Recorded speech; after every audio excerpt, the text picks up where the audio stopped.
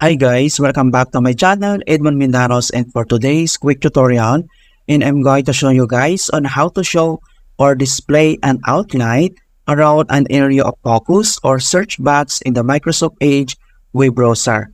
Alright, so without further ado, and let's go ahead. Ang next step ay open lang natin ang Microsoft Edge web browser, and then dito lang sa top right corner, and then i-click mo lang tong three dot icon, and then next ay kailangan mo lang select dito yung settings. And then dito sa settings, scroll down at select mo lang dito yung accessibility.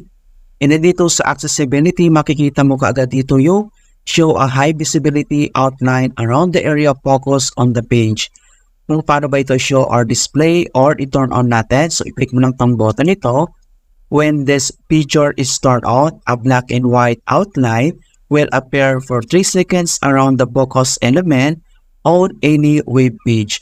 Okay, so mag-open lang tayo ng another tab and then search lang tayo. So, halimbawa si Wikipedia and then search lang natin. And then next ay kailangan mo lang i-click to Wikipedia and then makita mo dito yung 3 seconds na mag-appear dito na black and white. Okay, so click mo lang siya and then ito na siya. Okay, makita mo dito.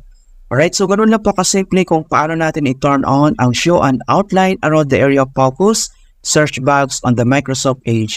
Okay, so please don't forget to like this video and subscribe to my channel for more quality content.